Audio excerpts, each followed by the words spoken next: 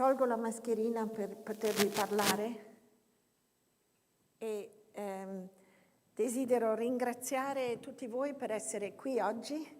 Oggi è una giornata importante perché non solo fa bel tempo, ma il nostro museo, il Castello di Rivoli, inizia un nuovo programma espositivo intitolato Espressioni con frazioni, Fractional Expressions. La parte espositiva nelle gallerie sarà visitabile a partire da domenica 24 aprile, ma con un'anticipazione oggi importante, che è la prima italiana del nuovo film del Karrabing Film Collective che si chiama The Family, la famiglia. Ha appena terminato poco più di 2 mesi fa, insomma poco fa, e già visto in una versione non completata alla Serpentine di Londra. Prima di iniziare a vedere il film parlerò brevemente con Elizabeth Povinelli, che è con noi e che fa parte del Karrabing Film Collective. Dopo la proiezione del film ci sarà una conversazione fra noi sul film e sulle tematiche legate a questo film e anche un Q&A con voi del pubblico. Ma prima di iniziare occorre ringraziare chi, oltre a voi, rende possibile le attività di questo museo, e cioè la Regione Piemonte in primis, e poi anche la città di Torino e anche la città di Rivoli, la Fondazione CRT, Intesa San Paolo Gallerie d'Italia, e per quanto riguarda le nostre ricerche, il nostro centro di ricerca è sostenuto dalla Fondazione Compagnia di San Paolo.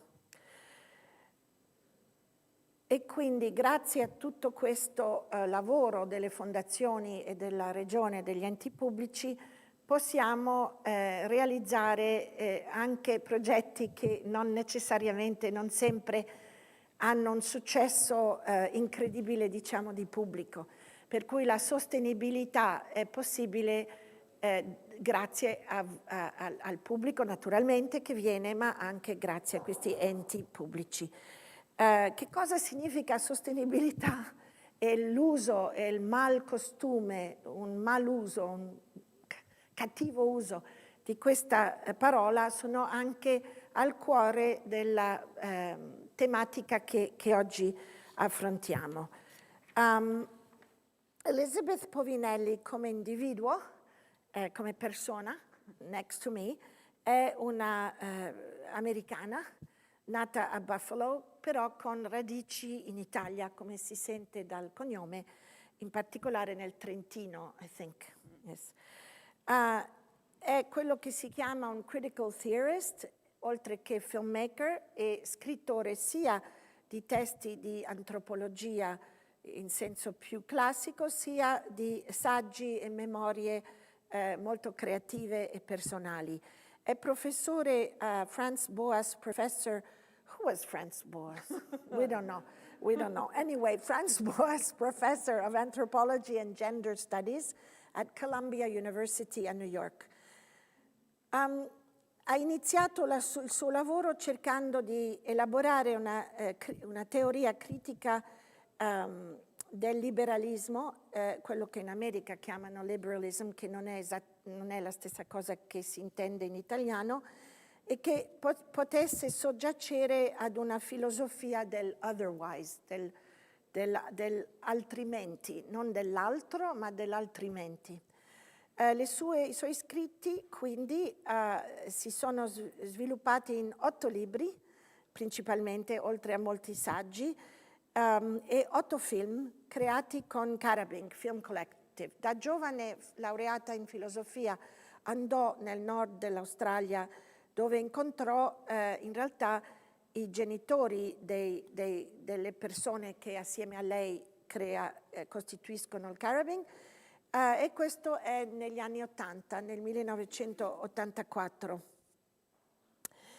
Mentre il Karrabing come collettivo che fa molti diversi progetti anche progetti di tutela e conservazione del heritage culturale indigeno attraverso l'idea di un museo all'aria aperta che possa conservare, per esempio, middens, dei shells, come si dice in italiano, cumuli tradizionali di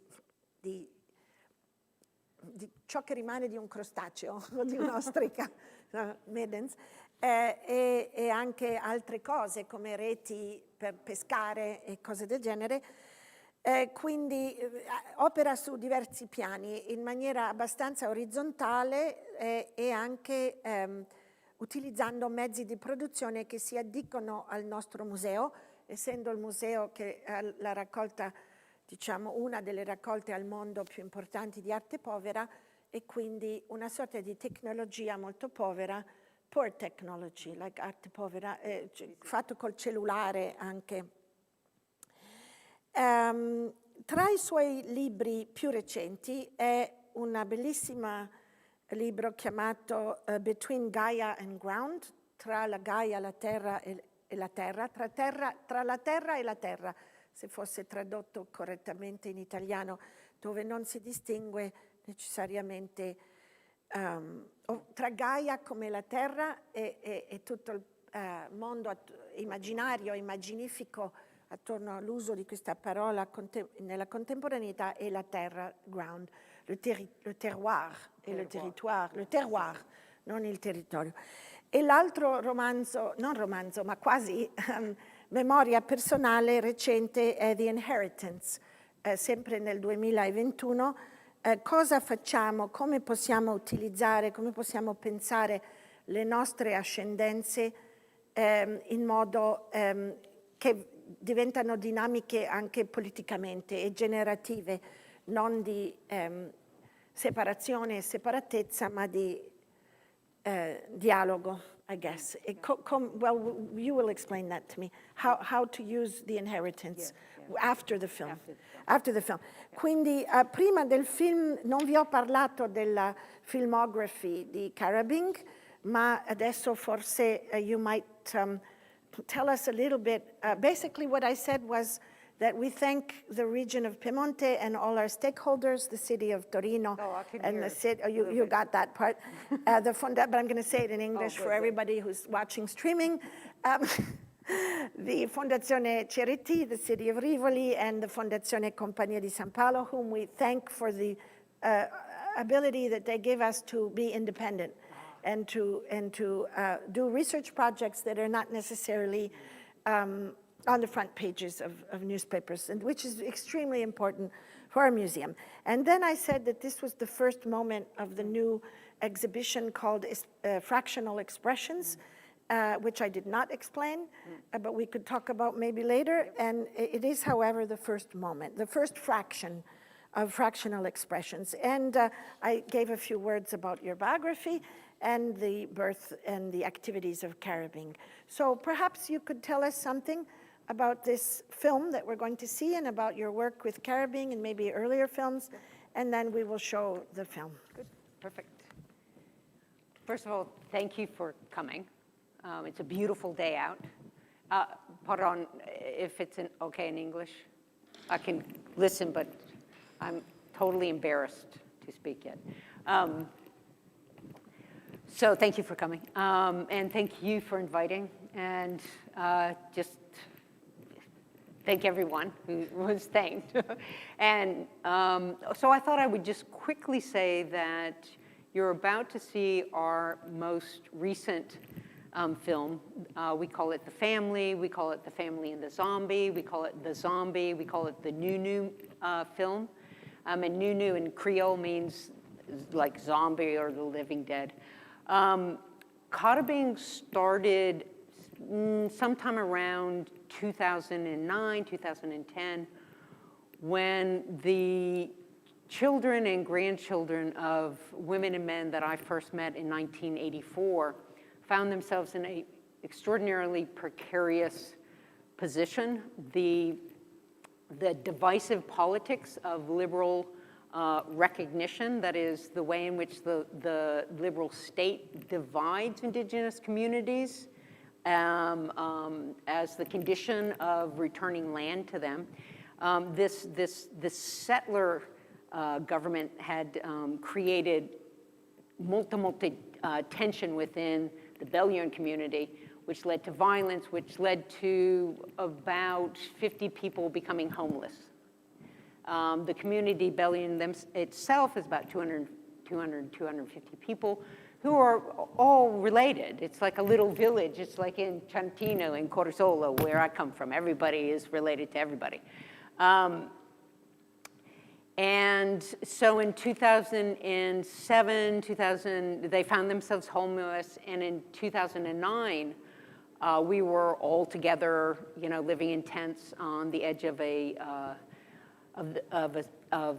Anson Bay, and Linda Yerwin, who is now one of the members of Karrabing, in this very precarious state, said, you know what, we should make a little film about how hard it is to just keep going, to survive, to keep one's orientation to one's lands and one's commitments to the ancestral present going. And again, there were like 50 people, all homeless, little kids to older people, and me, who had, we'd grown up together at that point. So I went in '84, and this is 2009. And we all were like, yeah, well, let's do that. But very quickly, it became clear that everyone had a very particular vision about the quality of the filming they wanted to do. And so they told me, we'd grown up together, they said, Beth, go to New York and find someone. So from there, we started making... Just summarize in Italian very quickly, just for a second. Racconta questo incontro con le famiglie nell'84 e poi il momento attorno al 2009 o 10, quando hanno costituito Karrabing. Era un momento molto difficile per via delle normative, delle legislazioni che erano state messe in piedi per dividere le comunità indigene in cambio di restituzione di terre. E una delle persone della comunità piccola, dove tutti sono parenti, disse: perché non facciamo un film? E poi è iniziato un lungo percorso per capire se si doveva fare il film con alta definizione, andando a studiare a New York come fare o no. Yeah. And so they go find someone who knows how to make films. And so we started, in the first 2 films we made with a very small production crew, with a cameraman, a camera person, a sound person, and an assistant. And then after those 2 films, it was very clear to all of us that we needed to radicalize production. So I came back, and because we were all like, no, this doesn't work, and plus we're paying outside people to make the films. And so our 3rd film we started making on phones. And we've made them on phones ever since. So we just have phones in our pocket. We can talk later about how the stories come to be. They're very, it comes from experience, as you will see here. And so we've made I think this is our, I don't know, maybe 8th? our 9th? 8th? No, I don't know. Film. Yeah, I don't know what else to say. Maybe it's fine. That's good. But then we can talk more afterwards. How we make them, why we make them, what we make them for. Ecco. Quindi dice che dopo i primi 3 film fatti pagando anche cameraman e altri tecnici per farli in maniera professionale, si sono resi conto che non volevano questa via e hanno cominciato a fare i film, gli altri 5 film circa, questo è il 9º o l'8º, con il cellulare e nascono dall'esperienza insieme delle persone che fanno il film, e adesso lo guardiamo e dopo il film possiamo parlare del perché lo facciamo, come lo facciamo e soprattutto qual è l'obiettivo per il quale lo facciamo, che vogliamo raggiungere. Oh, just one last thing. These are not my films. I am one of about 30 or 40 people in the collective. We have been going around collectively, like 5 or 6 members will go, or 4 members will go here or there. But ever since the pandemic, Australia has sealed its borders, and thus they have not been able to travel, but we're going to start traveling again soon.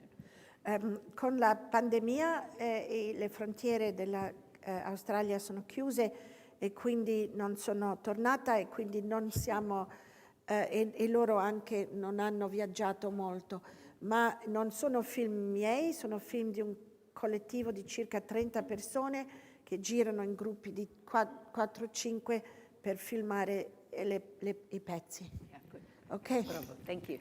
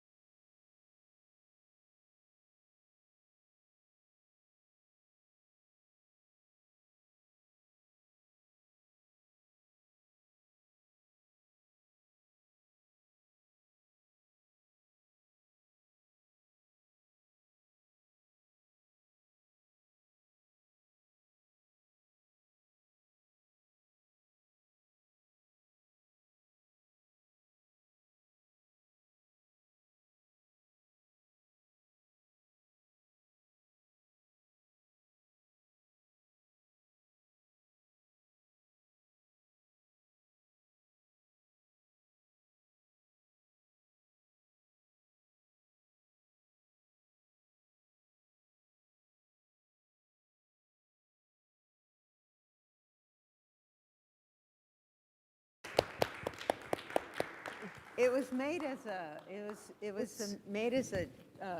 3-channel. It's the first time I'm seeing it just like that, but we made it as a 3-channel piece, so that there's the center one, which is this, and then there are these 2 sides in which the different layers separate, so that you can see the sedimented ancestral, in this case, future on the sideboards. So it was it's probably your most, woo, there goes the, I think it's fantastic. whoa. Anyways, thank you. I think it's fantastic as a single channel. I do actually. too, I really liked it. It's very oniric, very dreamy. It's very Very dreamy. speedy. Yeah, it's very speedy. LSD. Oh, LSD? Yeah. Well, very dreamy, oniric. Yeah, truly. Truly. I mean, experiments in LSD were done also to access certain imaginary systems that in the 70s especially, that would allow in the waking life to experience things that are of the dreamscapes where things are layered. So first, I would like to ask, I mean, there are so many things to ask you, so many. And the audience has questions as well. There are certain topics in the film, subjects about ecology and the destruction of Australia lands with plastic and with mining, and the structure of the relationship between digging for crabs and while the white communities are digging for minerals. So there are very evident structural ways in which this ecological question is brought in. But I would like to start from 2 completely different points, which is one, gee, I forgot them. No, no, wait. Right. No. One is the comedy, yes. So yeah, the gee, I comedy. forgot it was actually staged. Yeah. Everybody laughed. Yeah. So it is a funny movie about a tragedy. Yeah. And about an almost extinction of peoples, genocidal situations, and so it's a tragedy. But the movie is really funny. So, with this white zombie that's running around scaring the Aboriginal kids. So one is why this comedy, and how that functions in your view. I mean, we've all, read a lot of Freud and things, but so how and why do you want to make a funny movie? Second is your own experience. I mean, trained as a philosopher, known as an anthropologist, you're certainly in a situation which is beyond Michael Tausig's reversal of the gaze. It's way beyond. I mean, you're vraiment dans l'enjeu. You're playing yourself. You're playing the white horrible zombie in a way, and so that is a question about your practice as a person who makes cultural artifacts. I mean, how does it feel to be in that? Why you want to be in there in that way in the movie? So you can answer in any. Let me just translate briefly. Yeah. Ho fatto 2 domande, ho detto si potrebbe parlare di questioni che sono evidenti, di come questo film è un j'accuse contro la devastazione ecologica dell'Australia attraverso, da un lato, la metafora della plastica, delle batterie, dall'altra dello scavare nelle miniere per i minerali che servono per le nostre industrie tecnologiche. Ma e ne possiamo anche parlare, non voglio saltare l'argomento, è fondamentale. Potremmo parlare di tante questioni che sono nel film anche a livello strutturale, come l'analogia fra scavare per i granchi degli uni e scavare per i minerali gli altri, però vorrei partire da 2 domande molto diverse, e sono una: perché fare ridere, cioè perché fare una comedy una cosa comica, e l'altro come ti senti e perché come persona filosofa prima, antropologa, chiamata antropologa dagli altri, si sente ad agire in questa maniera come attrice che fa il ruolo stesso dello zombie bianco nel film, e che è molto ancora più in là rispetto al rovescio fra chi guarda e chi è guardato della classica cambiamento nella storia antropologica introdotta da Michael Taussig 20-40 anni fa ormai. Siamo molto al di là di quello. E quindi sono le due domande: comedy and you acting and role playing. Yeah, thank you. I think to answer it the most correctly is to begin by saying how our films, like, how do they start? So how did this film start? How did other films start? And a Karrabing film starts by someone in the group having an idea. So like what I said earlier, Linda Yerwin said, who kind of initialized all of this in 2007 after we'd known each other for, I don't know, long time, 20, I can't do the math. Anyways, a long time. And so the first film was about about homelessness and the difficulty of living in the bush and the impossibility of living in the city. And all the films have emerged. Someone has an idea. And then other people listen and go, oh, that's cool. And everybody puts in their 2 cents. There's no script, there's no storyboard. Everyone chooses what role they want to play.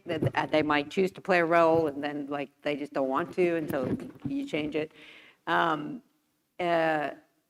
all the films are based on like a shared life. So if someone like Aiden in Mermaid said, I want to make a film about a young man who comes back to his family and his elders take him through the landscape. Well, he was talking about himself because his mom had taken him to the city to get education. And then his brother said, well, you know, we've always wanted to do a kind of like a science fiction thing, so let's set it in the future. And so, you know, and then sometimes people say, you know, like, oh, like we'll be doing it, and someone will say, is there any role? And which is in some ways meaningless to us. It just means, you know, I want to play a character, and so we kind of add that. So but if we have a story that's like he's taken, then we know kind of where it goes because there's this deep shared experience, right? So in this case, and because I'm the only white member, I get all of the really great roles. Like I play the racist, the zombie, the miner. Like I play all the horrible roles. And I'll get to the comedy.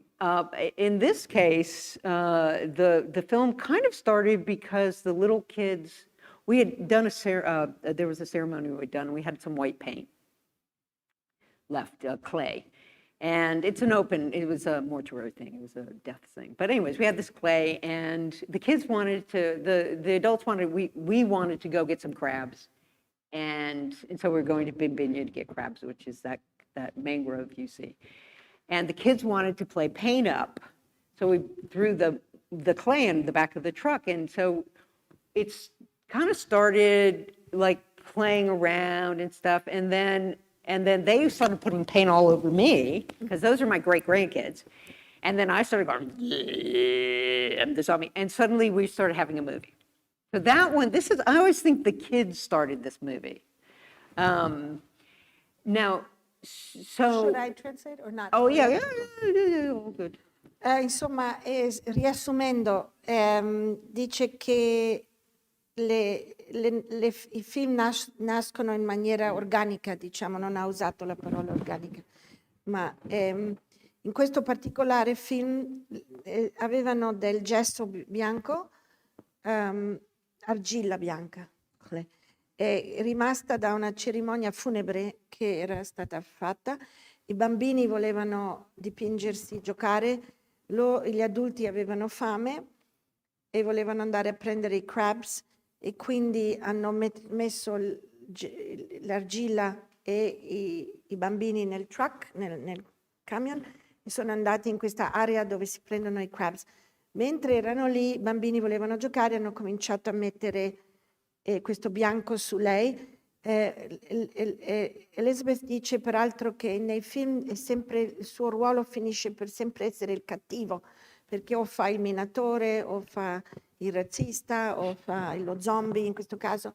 E siccome l'avevano coperta di bianco, lei ha cominciato a fare queste mosse così da mostro pauroso, e da lì i bambini hanno praticamente fatto nascere il film, la storia del film, e spesso i film nascono dai bambini in Karrabing. Yeah. So this is an example of how this was maybe the freest, but anyway, it's an example of how they begin. And so it began in play, you know. So it kind of began as a comedy, but also as we had brought the clay, so that's Lorraine Lane and Celia and Katrina and others were like painting, saying, okay, you kids, you know, through your father, you're a long yam, and so we're like playing and teaching. So the comedy element was baked into the beginning. Quindi siccome il film nasce, la trama del film, il film nasce dal gioco, l'idea della commedia comica, cioè della parte, come si dice, dell'umorismo, del ridere, è già in origine perché è nel gioco. But all Karrabing films have a layer of comedy in them. Even our most serious ones, there's also these very funny moments, and we think they're all hysterically funny, even when they're the most serious. Comunque tutti i film Karrabing sono umoristici e fanno ridere da morire, anche quando sono su argomenti estremamente serious, and therefore. And so the question is, in some ways, why are they? And one answer is that Karrabing, the individuals in Karrabing, are very, very funny. We've grown up mocking is wrong. Making fun of? No. Kind of making fun of, but it's like everyone has a nickname. Many nicknames, and the way you get a nickname is someone marks you, like you have a tick, right? And bang, someone finds your tick and they put the name on you. You might not like that name, but that name is stuck to you because it defines you, right? It defines you. And we're very good at that, and then we kind of play fun with each other. So we tease hard. I don't know, tease. Scherzare. Well, tease non ha la parola, non ha la stessa etimologia di sfottere. No. Tease viene da... sì, vuol dire quello, ma avendo un'altra etimologia è molto più dolce come parola e come connotati. Vuol dire creare dei nodi. Untease vuol dire togliere i nodi nei capelli. So we really go after, hopefully you see, the ones we're really going after are the white people, right? So we really, we get their drift, and then we really stick it at them, right? And part of my role is to like embody, like when I'm the racist, Jack the racist in Saltwater Dreams, and I'm Jack the Miner, I'm Jack the racist, Jack the Miner, and I'm Jack the zombie. It's to try and, it's to really, if you get it with that kind of old-fashioned like clowning, we want that vision of the clowniness, serious, but they're also like stupid, and we want to stick that onto their bodies. Quindi è la figura del clown, ma anche della stupidità del bianco, viene attaccato come una, non ha usato la parola cliché, ma come un, you know, cliché comes from photography, and it actually does kind of work in its etymological way. I've gone off onto etymology, this is a problem. Let me go back to the now. Comunque questo, diciamo, è la spiegazione, voler dare questi nomignoli che danno per caratterizzare, quindi sarebbe la caricatura, diciamo, l'uso di tecnica di caricatura, che non ha usato la parola caricatura, però ha usato il nomignolo che si appiccica alle persone e quindi diventano personaggi. The editing, who does the editing? Is it one person, many people? No, the edit, so these are, they really are collective films. So the story comes from someone, but no one authors it. So someone has an idea, and we can say like, oh, the Winter Maru, Reggie and Gavin and Kelvin came up with that idea, but then everybody threw in other stuff, right? And we can say for the first one, when the dogs talked, well, that was Celia's, Gigi's story, but Celia says it's all of our story. And mermaids, we say, so you can see like, and the nighttime go, like Linda really wanted that That's one. the stories. Yeah. The editing. Well, I know, but I'm going to try and get this because it's like, so the stories are collective. You can see the cameras are collective, which is really interesting. Different cameras. Oh, yeah, it's like whoever, it could be little kids. And the sound is collective, which means once we had a 5-year-old doing it, and the 5-year-old just went off. We don't even know where the 5 is. So there's whole parts missing. Collective, collective, collective. One thing that we have not yet fully, I would say, collectized, but I'll tell you how we try and do it, is the editing. But to get, because so far nobody has taken that up. So what we do instead is that, since it's, it's on phones, it's Premiere Pro, and these films are made very quickly. We can talk about that. But so I put it together, and then we look at it, and put it together, and we look at it. So you do the editing? What? You do the editing? I do the editing, yeah. I do the editing, but we try as much as possible to get as many folks involved that want to be involved as possible. So you show it and say, oh what do you yeah, think? over and over and over and over and over. And some people, like, they say, oh, it's great. And other people, like, are really spot on with that. That is, they have an opinion. And our only rule is you cannot cut yourself out just because you don't like the way you look or sound, because as we say, then there'd be no film, because everyone would cut themselves out. But still the editing, yeah, yeah, I'm still doing it. Yeah. But with people near you while you're doing it, or I usually sit, or you send it? No, well, I'm back and forth and back and forth. So you're mailing it. You don't have people next to you. No, I do it, and then I go over and I say, everybody, who wants to look at the editing? And there are some people who, like, really are, that's what they are beginning to want to do. So we look at it together, like rough cut, rough cut, rough cut. So we try and do a lot of rotation, like, as a group. I ask, since we're all working in we all have to acknowledge our situated beings. I ask because, for example, Giulia Coletti, whom I thank for the public programs of Castello di Rivoli, she knows how to edit, and I don't know how to use the thing. Correct. But when she edits it by herself, is not as good. When I'm sitting right next to her, we save like a lot of time, because I'll say, no, I don't like that, try that, try that. Right. So that might be a really interesting, I mean, it could be interesting, because I notice in our programs a difference. When I do it with her, it's better. Sorry, Julia, wherever you are. That's okay. But when she does it alone, then there's a lot of back and forth, back and forth, back and forth. She sends it to me, I don't like this, I don't like that. Oh, don't worry, there's so much, But it's an interesting question, I think, the question of the editing. No, I think that the question of the editing is super important. And the questioning, for me, the questioning of the editing is important. Yes, let's talk about that. Wait. The question of the editing is important, and then the question of what you're editing. So Some people we've heard, like we go around and people ask us, so do you just shoot a lot and find the story? And we're like, no, we shoot almost nothing, and then we have to somehow edit something that like makes a narrative.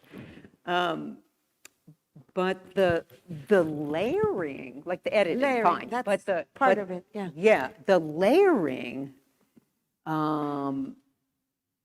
that was really, that came because, okay, so the first two films, we, like Linda and everybody says, yeah, and we're gonna do it. And so we got this cinematographer who was like, he made like rabbit-proof fence and 10 canoes. And he just— Really? That's who you worked with at the beginning? The first one, That's yeah. interesting. Well, we didn't know who he was. We knew him, we liked 10 canoes, like everybody in the group likes 10 canoes. What's the name again of this person? Well, anyway, I can't remember. Cioè, just one second. Sì. Le ho fatto la domanda sull'editing, sul montaggio.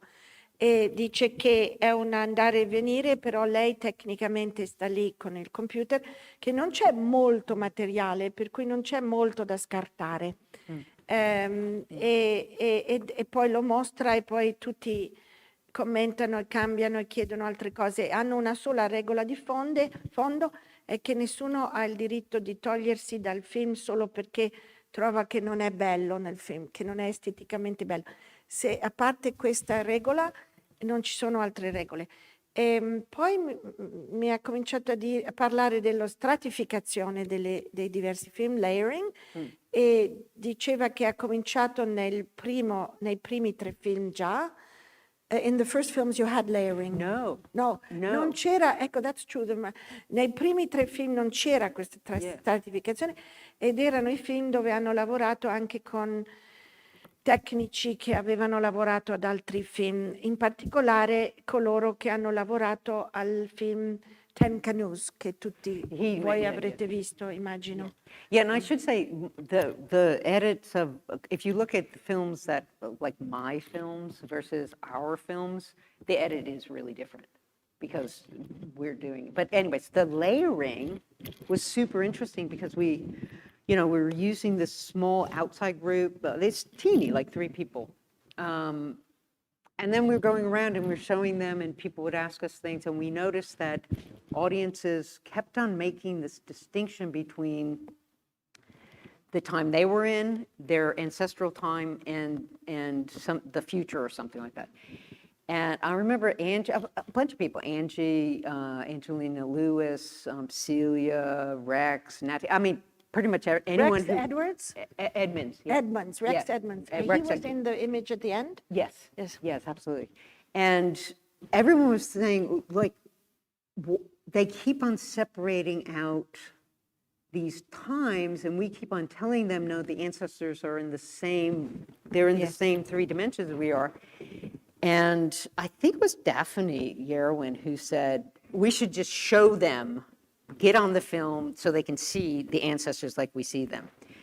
And so in Saltwater, when we started making them ourselves, I don't know, somehow when we got rid of the camera person and the sound person, I think everyone just said, well, now they're ours completely, which they were, I don't know why it was. But anyways, and then Daphne said we should put the ancestors in there. And the first idea that she had was to have because in the bush, if they're there, you can see their eyes. They're like particular colors, depending on what kind it is. And so we started like working with the color person, and so the color person, the color design would send in, and I'd say, what do you guys think? And I remember when Daphne was like, no, that's the eye, those are the eyes. Right? And then we just started doing it more and more to try and get, until this one, it's like super like, psychedelic. Yeah, it's psychedelic. And then the future ancestors, hopefully you can see that the land is through them, i.e. they are the outlined in the land going through. 2 more last questions, and then I would turn to the audience. Sure. One is, therefore, well, first I should translate. Allora, the layering, cioè stavamo parlando di questa stratificazione, e i pubblici, quando avevano dei filmati separati, continuavano a fare degli errori dal punto di vista di Karrabing nel separare appunto gli antenati dai bambini nel presente o dalla proiezione nel futuro. A un certo punto una dei Karrabing, che si chiama Daphne, Daphne was her name? Daphne Irwin, ha detto che bisognava unirli in maniera che nel film stesso fosse più chiaro come loro vedono gli antenati presenti, come noi, e quindi rappresentarlo attraverso il film stesso. E quindi è lei che ha portato questa stratificazione di immagini che poi è cresciuto sempre di più da quando hanno iniziato. The first film with layering? The first film, Dogs Talk, no layerings, a little bit in Winjira-Muru. So around 2010? The layering started in 2000 maybe no, 15. much later, yeah, 15. Ok, attorno al 2015 cominciano questa cosa. The question, I forgot the first of the last and two. then in this one, in the end, although there some subtitles dropped out, which is fine, but the layering that everybody wanted was raw footage from trips we had made to places when people were homeless, so that raw footage. Films that have come out of the shared experience of, going to these places, and then the film, so that you also get this layering of practice. So it's like, no, the films come out of a practice, and the films are intended to go back into a practice, i.e. they're not films for filmmaking, but for maintaining relations to ancestral lands and that's very important. Yeah. Dice che l'obiettivo del film non è sperimentare con il film, ma sono delle pratiche, fare il film, che servono per poi entrare e tornare nella pratica ad incrementare il rapporto, per esempio, con gli antenati. Quindi è una sorta di exercise. Like practices in the sense of exercising to achieve a certain return back into the practices of life. Exactly. But I have to ask that question because I keep forgetting. Now that I'm not a young woman, I keep forgetting. That's cool. So the question that I wanted to ask before was a very obvious one, but I think it's worth it. We know that song lines and dreamings are secret. And when I was a young curator working on the Sydney Biennial in 2008 and traveled to Alice Springs and met many of the Aranti people and so forth, I learned in reality what it means that you're not really supposed to tell certain stories, and only very little was supposed to be told at that time. So I'm talking 2006, 2007, 2008 was the Sydney Biennial. If you even go further back to Chatwin and all of that, it's all about the secret stories you're not supposed to tell in these abstract paintings and so forth. So in this film, you're telling quite a number of stories. You told the story. Piccolo parte. Okay, that's the answer, I guess. Well, it's not actually the answer, because there's a couple answers. The first But let me just tell which stories, because they may not, so the Barramundi story, I remember this question of the two fish. One goes to the salt water, one goes to the sweet water, and because of that, there's a whole thing. And then there's the bees in another dreaming of another mob or group or whatever of people. I don't know how you say. So I noticed that there were the parts of stories. And how do you feel, or how do they feel in relation to this? Devo tradurre? No. Okay. Okay, good. So Sì, qualcuno ha detto sì. Ok, allora, no, ho chiesto la questione del raccontare questi linee di canto o sogni che sono i racconti fondativi dei popoli della Genesi, che nella tradizione aborigena australiana non si dovevano raccontare perché vengono tramandati da certe persone nel gruppo che sono come i tutori di una canzone, cioè noi conserviamo manoscritti e conserviamo testi nelle biblioteche, lì c'è un tramando di conoscenze di certe storie che sono associate a certe figure in ogni gruppo. Questo è stato poi idealizzato molto nell'antropologia, questa storia di questi songline segreti, eccetera. E quando curavo la Biennale di Sydney dal 2005 al 2008, quando ha aperto, credo, mi ricordo i viaggi nei territori del centro Australia, attorno ad Alice Springs, eccetera, e ho capito molto bene questa necessità di segreto all'interno di certi quadri astratti e sapevo solo certe cose fino a un certo punto.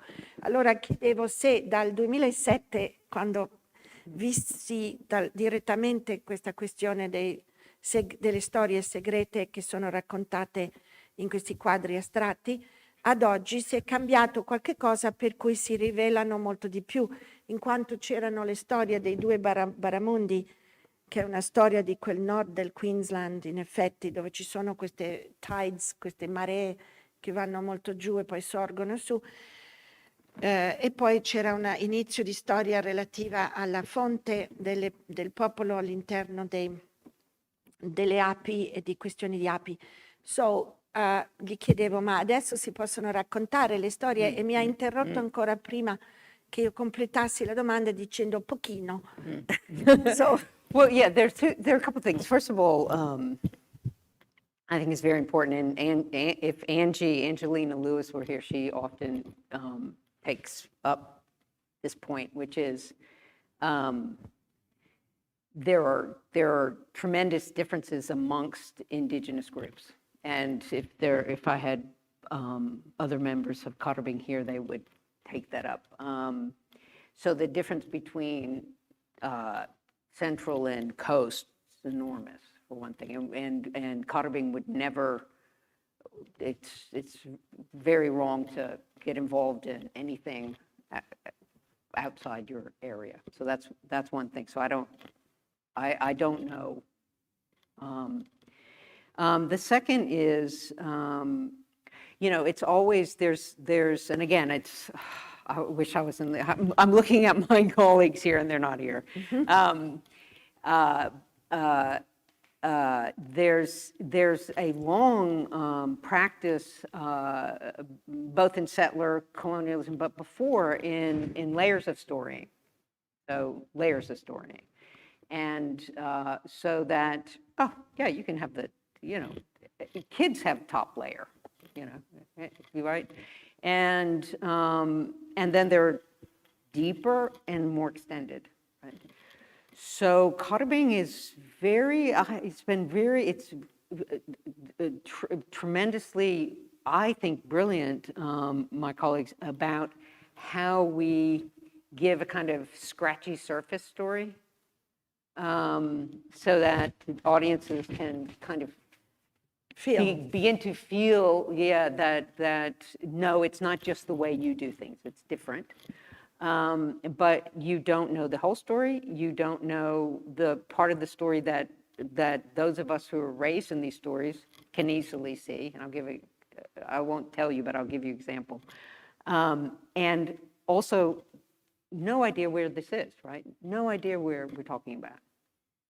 And that's very important, because you can know that you know a story about a fish, but you don't know where it is, do you? And if you don't know where it is, then you know nothing. Because these are geographies of relations. That's so interesting. Yeah. So I'll give an example. A bunch of them. The Jealous One, or Mermaids. The soundtrack and the visual track. Like there's a story, and you can follow the story. At the end, there's a kind of the Jealous One. There's Natasha Lewis Bigfoot kind of gives an account of what you just saw of the surface. But we make them so that those younger kids can see the deeper story. So they know how to hear the sounds. It's like, oh, that sound, that image, I see what's going on. I see who that person really is, right? and I see the geography they're moving along, right? And so we use them pedagogically, and then we also just give you like little surface like children. I have to a little bit translate just a little bit. Yeah. Just a little bit. That's cool. But I also want to make a comment. I think that it's very interesting about trust building. You met in 1984. Yeah. You started Karrabing in 2009. Yeah. That's a long time of knowing people. So, volevo dire che c'è una questione anche di rapporto, cioè non è arrivata e subito ho fatto il Karrabing, cioè è arrivata da giovane donna nell'84, appena laureata, ha conosciuto i genitori, i nonni, eccetera, e sono tanti anni, 84, 94, 2004, 2010, that's 26 years, cioè 26 anni prima che nasce Karrabing, quindi c'è una vita intera insieme. Questo volevo dire, ma non c'entra con quello che era la risposta. La risposta sulle storie è che la storia si può raccontare a tanti livelli diversi, un livello superficiale dove pochissimo è detto nel film e in generale è il livello dei bambini, quando nelle comunità, la parte della storia che può conoscere un bambino. Poi man mano cresce, si possono arrivare a diversi livelli della storia. I want to say something that... Can I say something, Angelina? So we were showing this one at the school just in November. I should also say they're responsible for making me an anthropologist. So there's, and though we make films and you might only know us from filmmaking, we do tons together. That has nothing to do with films. Like films take up about this much of our lives together. I better say that. Dice che tra l'altro non sarebbe stata antropologa se non fosse per loro, perché è andata come laureata in filosofia e poi sono loro che l'hanno fatta diventare quello che si chiama antropologo. E poi dice che fare film è pochissimo della loro attività, è solo una piccolissima parte. Can I go ahead. say something? Then we have to really pass it on to the public. But I want to say something which is, I don't know if it's politically wrong or incorrect. It might be. Slap you then. Yeah, you can slap me. I don't know, but when you were talking about the stories and the different levels, ho dimenticato di tradurre una cosa prima importantissima. Ha detto, ma se tu, Caroline, conosci la storia dei due pesci barramondi, che uno che va verso l'acqua salata, l'altro che va verso l'acqua dolce, e sì, la conosco superficialmente, perché andando nel Queensland, quando ho lavorato con Queensland? We're not Queensland. No, Queensland. Where was it? Northern Territory. Yes, Northern Territory, North. Quando sono andata nella punta in alto dove sono Yolngu people. Yolngu. For the bark petition. Yolngu, they're again different. Yeah, they're of on course, the coast, very but different. this way. But so that's the only part of the north that I know. And I know because I was wanting permission to bring the bark petition to Sydney. You have to. Siccome volevo il permesso per portare una petizione che si chiama Bark Petition del 62 alla Biennale di Istanbul, e non si fa una cosa del genere sebbene conservato a Canberra senza chiedere alle persone, sono andata 2 settimane in questa area degli Yolngu e lì seppi di questa storia dei barramundi. Ma lei mi ha corretto. Ha detto, ma non sai niente se non sai dove accade. Per cui effettivamente è molto importante dove accade questa storia, non è un dettaglio. E questo mi ha fatto pensare, made me think of the politically non-correct thing, which I might say right now, which is, but that's so worldwide. I mean, if I think of Circeo, and I just had this image, when you said, if you don't know where it happened, you know nothing. And I thought, when I'm in Rome, I sometimes travel south to a farmhouse in Velletri. And when it's a clear day, I can see the Circeo. And I've been telling my children since they're little, Lucia, that's where the Maga Circe was in, the Odyssey. And then they say, but really? And I say, well, I don't know. Maybe that's what, I think since forever we know that that's where the Maga Circe was. That stopped, Ulysses and turned them into pigs for a long time. But I can't really tell you if for sure that's where it was, because I don't even know if it's historical fact or if it's some story. Now, can I intervene? Exactly. Can I intervene? Yes. This becomes the important part? Yes. For me and for my colleagues in the collective, or we say family, so that's Family. yeah. Can I give a story and then is that okay? I'll give a story, yeah? Yeah. Okay, so 2 stories really. Our first film we're making in 2012 maybe, and it's When the Dogs Talked, and we did the first part in the city, and then we're doing the second part out bush. It was dry season, it was cold, and we all had the flu. Bad flu was going around. And so, there's a big fire, and everybody was around the fire, and the older people, including me, we were telling all the stories we knew about this area, because it's important that you're there, to the younger people, since we're there.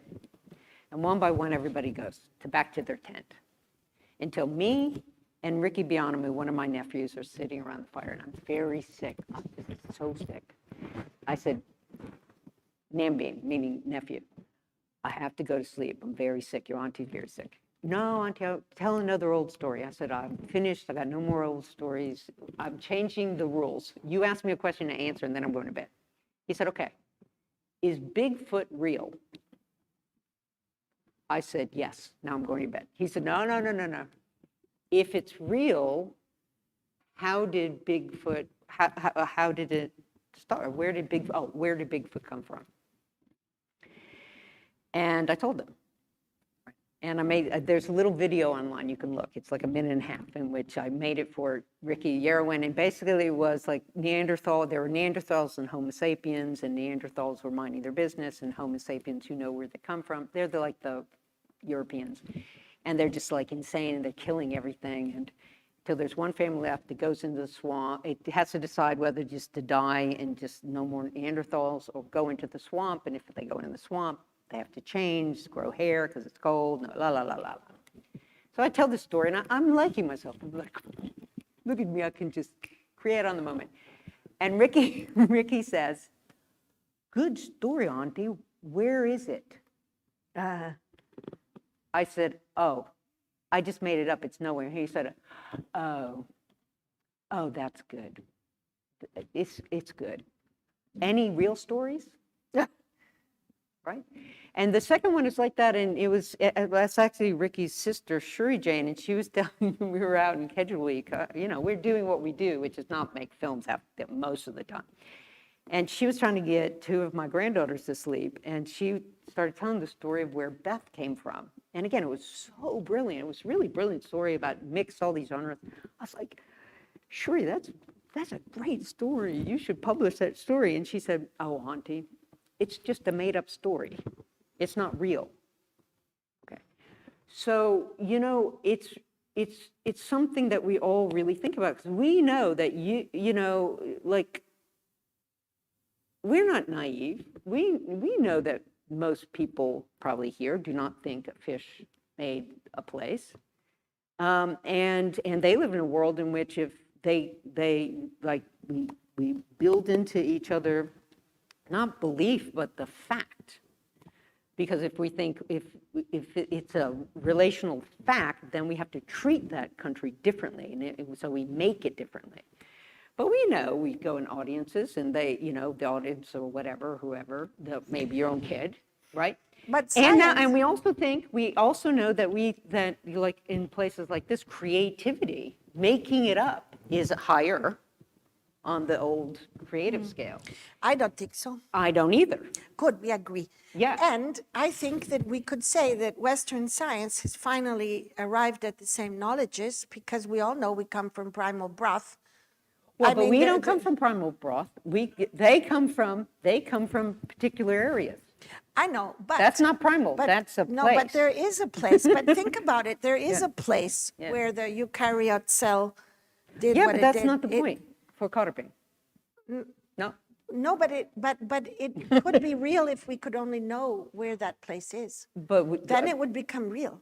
Yes, but that's not the point. One of the things about the filmmaking, but other activities too, and many other activities, maybe even more so, but the films have been very important to this, is and this really is bothersome, I know, we could have real discussions about this, is that no, oops, cool. No, what we're trying to get into each other's, especially little kids, is like, no, that there is you. That's your relative there, right? We're trying to build very particular, what Linda would say is this is Rhone country, because you pick up your bare Monday through your father, but that bare Monday is connected to these other places. So let's let them ask some yes, questions. so that's really important, and not the shared, we all share. Yeah, sure, we all share, but how do Specific. Yeah. Okay, I think we don't need translations anymore because I became tired with translating. Okay. So why don't you have, and we waste, not waste, but use the time. I need to learn my time. Io direi che se volete, se qualcuno ha qualcosa da chiedere, molto volentieri. Of course, prego.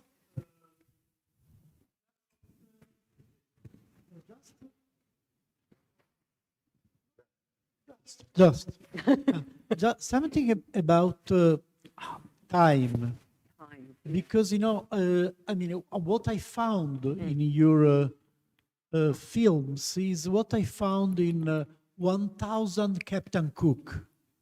Have you this? The idea that time doesn't really exist.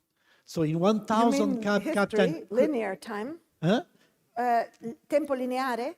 Yeah, I mean, the idea is that, the idea is that you cannot have a real narrative because everything is totally synchronic. Synchronic, no? At the same time. No, I mean, I am. The idea is that even the comedy effect comes, and also the humor effect comes from the fact that you mix different layers of time, because place is more important than time. That's the question? Well, yes. Or it's a comment? Yeah, I wonder if there is something that I find that is common in the way in which Aboriginal make films there, because yeah. I have to, what I'm trying to do now is just quote what other people have said in other settings, so that it's not, that you can hear more voices than mine, even though you're just hearing mine. So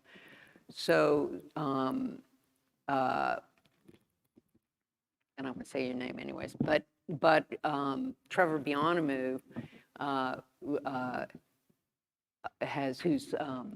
who's a Wajigan elder with what do we say, sea serpent dog place, and what he often tries to get across, and I'm just trying to paraphrase him, is that he often says, I don't understand, like in a great way, he says, like, if we're in the country, we are standing, we're moving around our ancestors who are still there.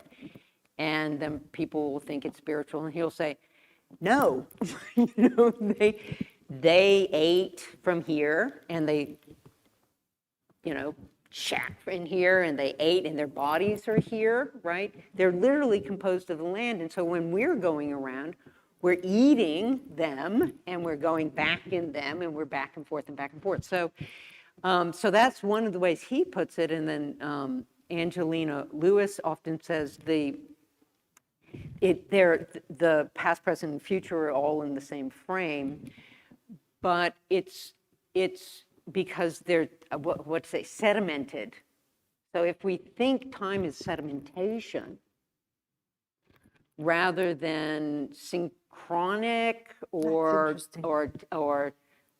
whatever that other one is, I think you get linear. I think you get a better understanding, and thus in this film, which I just love this part. Like we're making a zombie film. Like this one really just came out and we're making a zombie film, And so we got to we were in the yam field, and we went to the beach, the mangrove.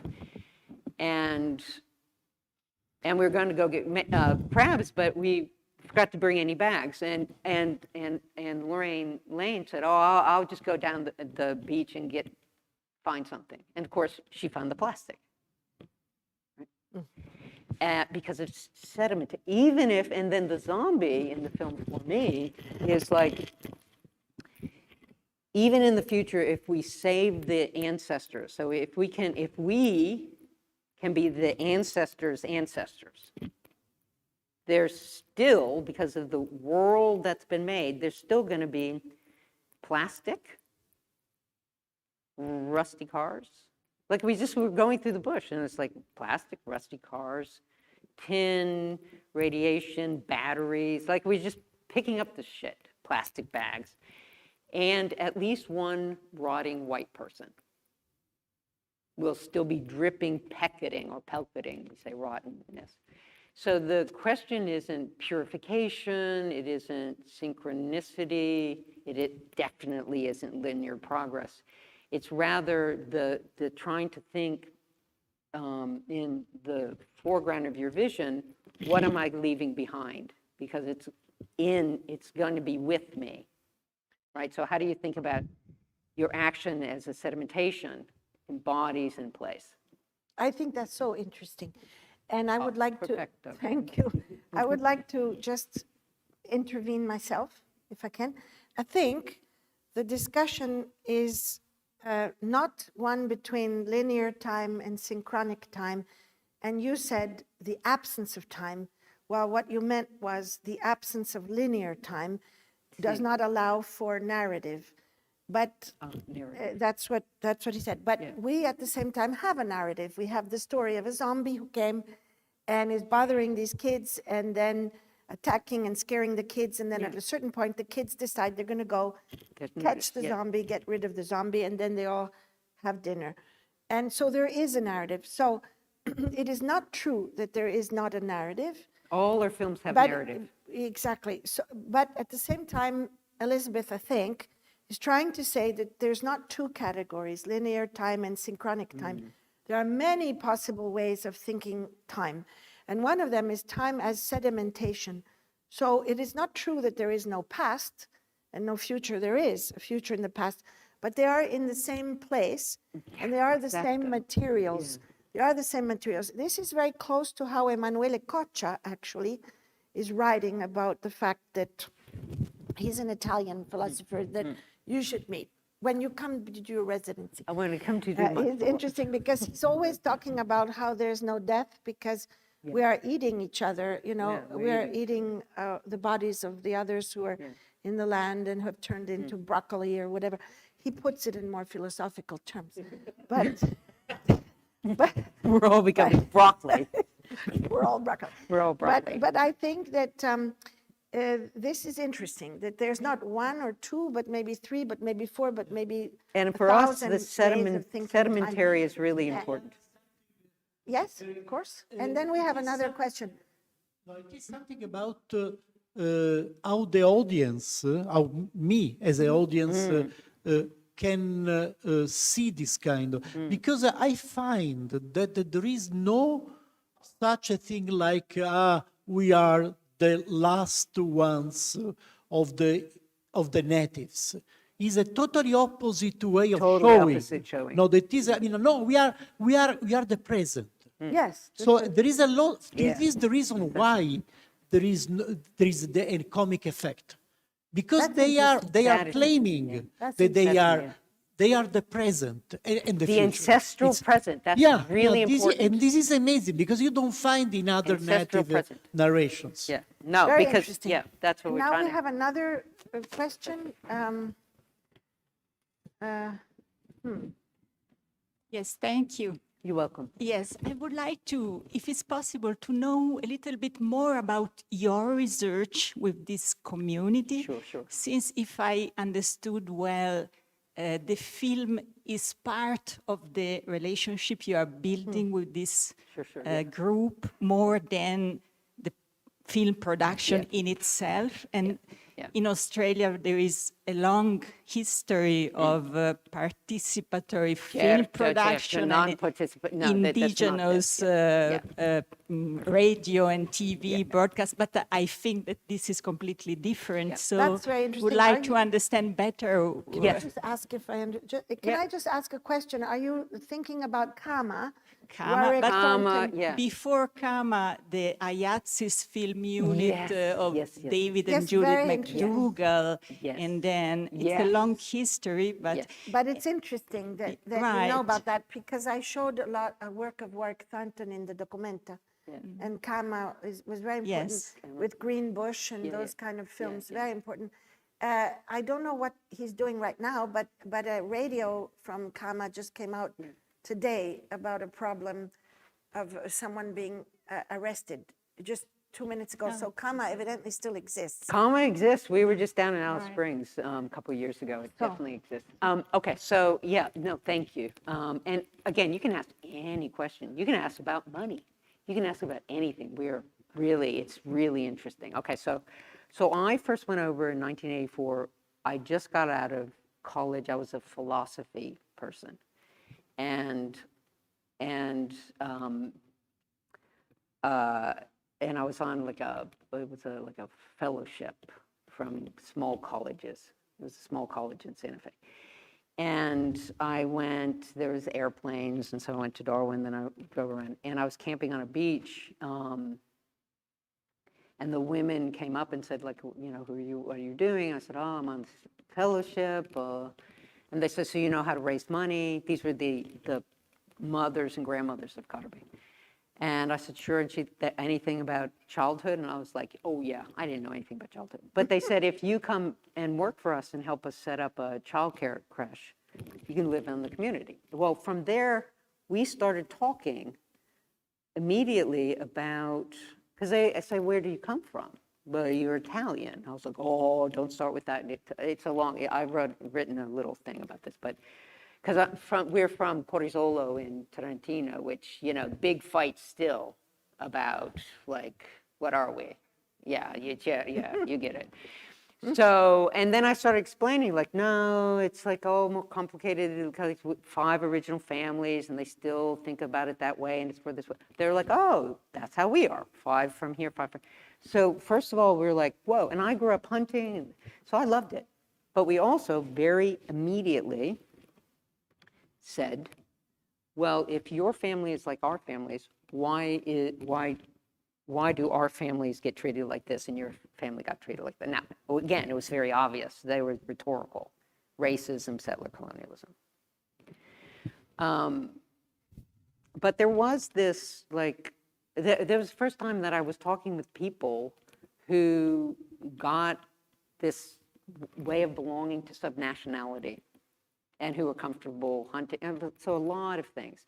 At the end of that year, those older women and men said to me very bluntly, because they're, spot on. They said, okay, so now you're going to go away, because I had to go back. Now you're going to go away, and you've had your little experience, and that's that. I was like, oh. I said, okay, that's pretty critique. What can I do? Anything you need? What can I do? Anything? And they said, yes. The land claim law, they were in a land claim. By law, that we have to be represented by a lawyer. And I said, would you be the lawyer? And I was like, oh, please, anything but, my whole life is not being a lawyer. Can you see? And they said, what about anthropologists? And I was like, what is that? And the wry humor was always there. White people studying us. I was like, whoa, no. And they said, no, we don't want that. We want you to study, we say this, settler, so that we together, you and us, and you study, and that can understand what this form of power is. They didn't quite use that. We're like government, how government can say they're like recognizing us, but they're thuchengi, they won't listen. So then I came back, and that's, that's why I don't study Belyun or Karrabing. I study power, and in particular, what we would call liberal capital power, say late liberal power. But it was also, this whole professor thing was an alibi to keep going back, and it's been, and anthropology is good that way. You just like keep going. Travel. Yeah, you say you're doing something when you're doing something else.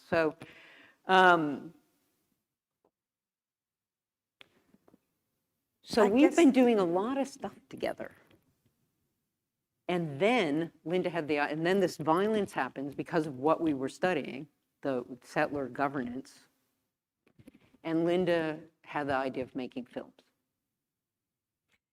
Yeah, so it's a family, it's hard. I know I stick out like a sore thumb, but there's a lot of differences inside the indigenous part of the group. But it's a family-based project. It is not participatory. You know, I mean, I participate, but it's not anthropology. They're not ethnographic films. You know, we've been asked that, and you know, everybody would say we know Beth's an anthropologist because our parents made her be, but this had nothing to do with it.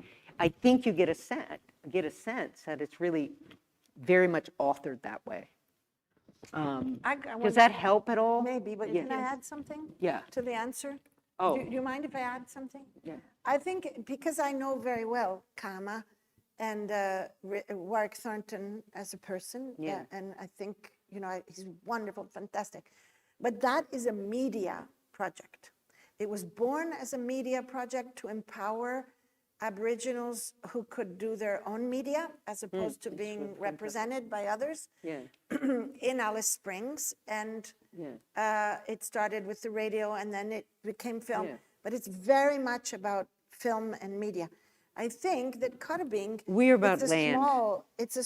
For example, some of the projects are, for example, this Aboriginal ancestors residency. Oh. And that is like when I mentioned the open air museum, it's about cultural heritage of protecting the material culture, for example, of these mountains of shells, or the other things. I think it's a project that's a little bit different from saying, let's use the media. That's a more, in a way, please. I mean, it's broader than film. No, I have to say that the reason we do film, or continue to do film, because there's no reason we have to keep doing this, is that it works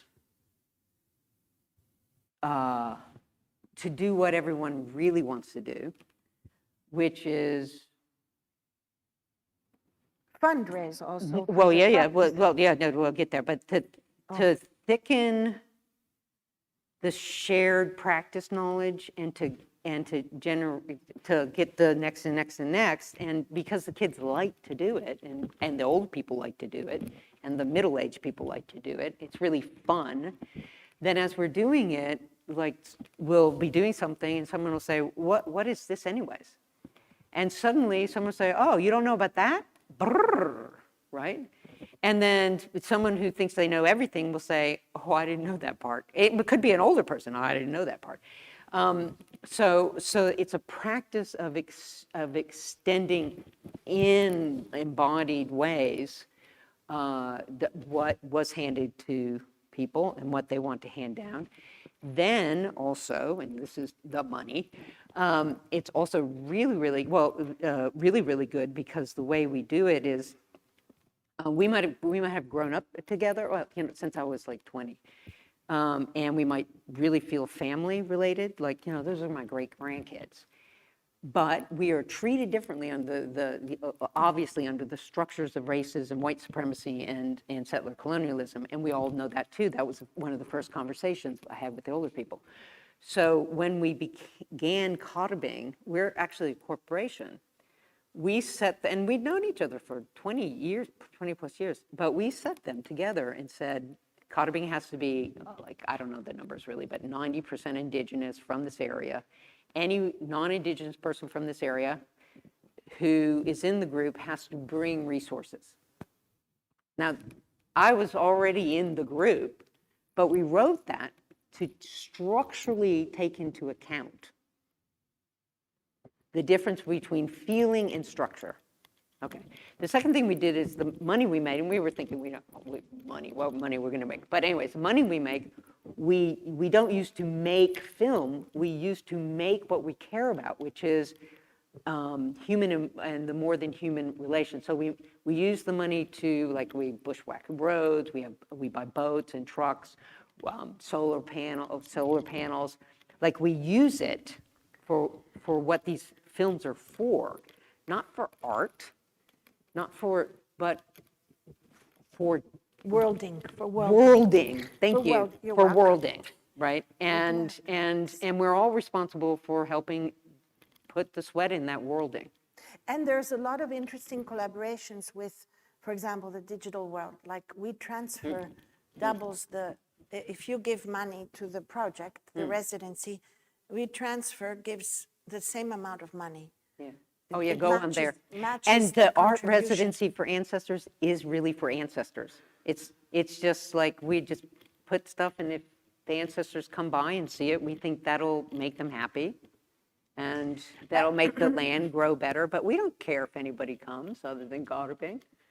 It's an art residency for ancestors. So I would I would say that to answer the question, it's a moment in a history which has many moments. And it might not be film all the time. It And might then, just of be course, something else. right. Okay, I think that we... But no, we have one more question. Oh, but we do have a problem, which is that they're going to lock us in, and we're going to have Quick, to and stay I'll say the yes or whole no. night. So just ask the question. Okay, well, then quickly I'll say a and little answer more quick. than yes or no. Is it more about the idea of audience that is behind the part of the Yeah. especially because it's a planning project. How do you conceive of the audience? Yeah, well, we have answered that, so I feel comfortable answering quickly, which is we consider us the audience, obviously, well, the Karrabing is audience. We consider the next generation of kids audience, and we consider anyone who wants to come to our films audience. We also know that different audiences will get different layers, and we think, fine, why should you get everything? Of course you won't.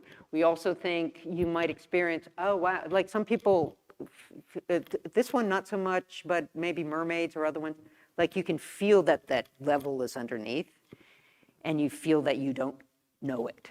And we think that's also really cool and interesting. And once we all started traveling, and not everyone because it's big and like I'm buying the passports, but we got like 9 or 10 people now.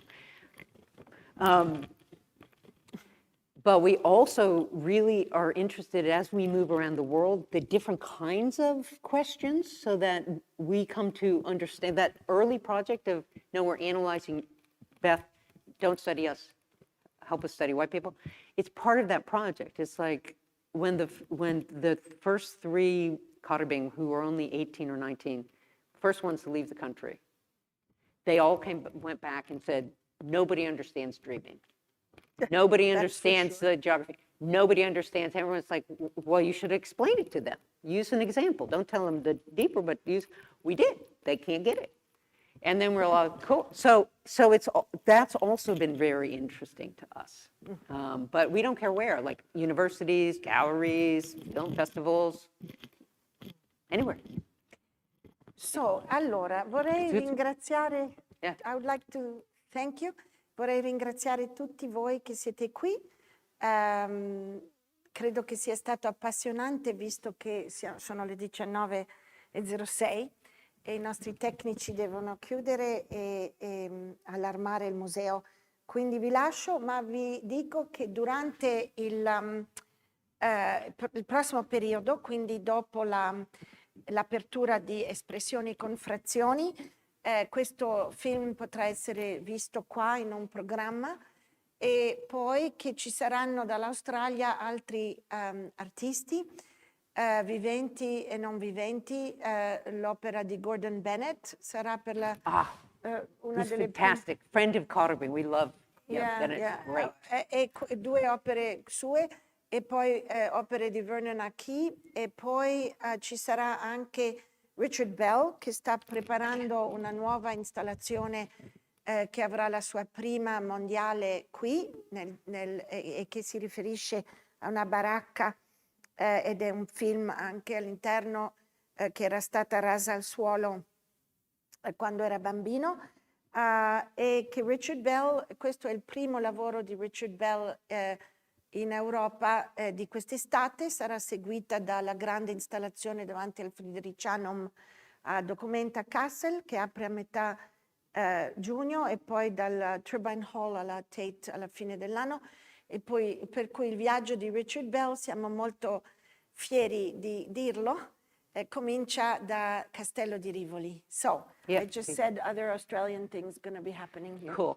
Thank you guys for the honoring. Thank you so much. So